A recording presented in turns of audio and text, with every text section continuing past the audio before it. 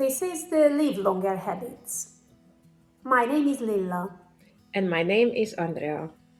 Welcome. Today we are talking about something very human, but rarely spoken out loud.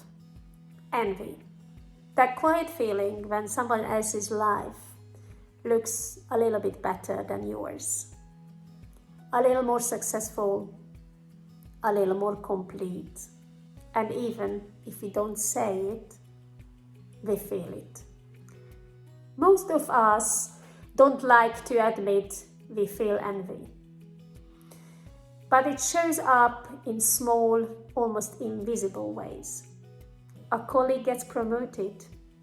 A friend seems happier.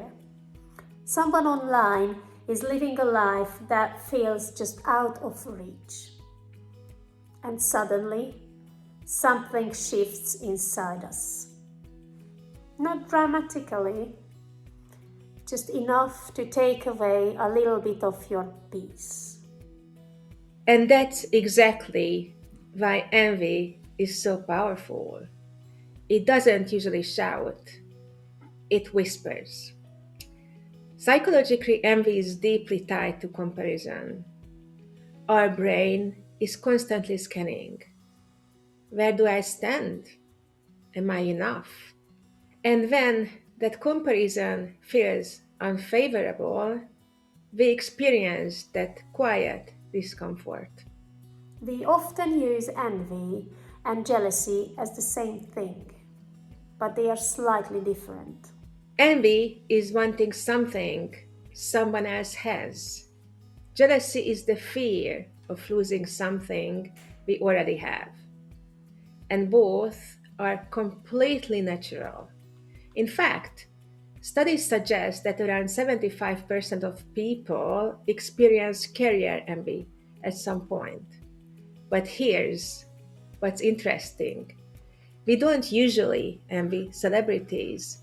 We envy people close to us, people similar to us, because they feel like a mirror of what we could be.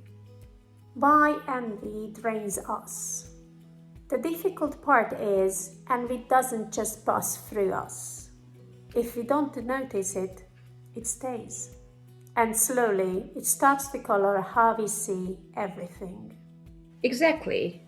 Envy can distort your thinking. It can make you underestimate your own progress, lose motivation, or even make decisions based on comparison rather than truth. And over time, it replaces gratitude with dissatisfaction. And the hardest truth, there's no finish line.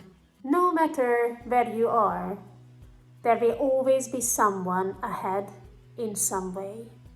The turning point is a new perspective. But what if envy isn't the problem? What if it's actually trying to tell us something? That's a really important shift. In psychology, we often look at emotions as signals, not flaws. And we can point to what you value, what you feel is missing, and what matters to you. For example, if you envy someone's confidence, it might reflect your own desire to express yourself more freely. So instead of pushing it away, we can listen to it gently.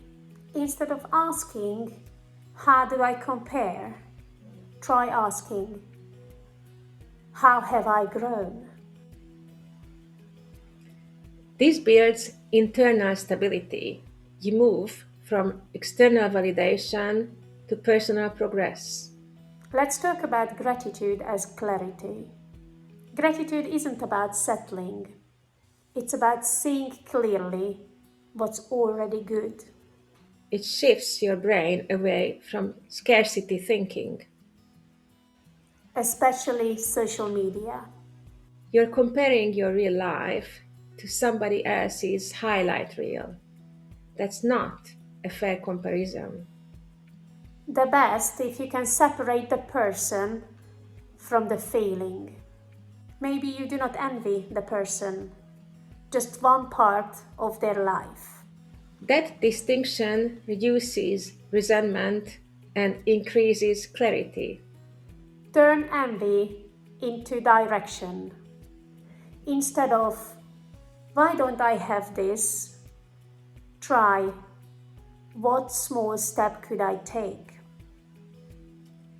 That's how envy becomes motivation instead of suffering. Practice sympathetic joy. This one is not easy. Feeling happy for others. But it's incredibly freeing because their success doesn't take anything away from you. The quiet power of letting go. Letting go of envy doesn't mean you stop wanting more. It means something softer. You stop measuring your worth against others. You reclaim your energy, and life becomes quieter. And from a psychological perspective, this is where emotional regulation improves. You make better decisions, you feel more stable, and your sense of self becomes stronger. Maybe the goal isn't to win the comparison game. Maybe the only way to win is to stop playing, to focus on your own path, to appreciate what's already here, and to trust that your life doesn't need to look like anyone else's to be meaningful. Because enoughness is not something you achieve, it's something you recognize.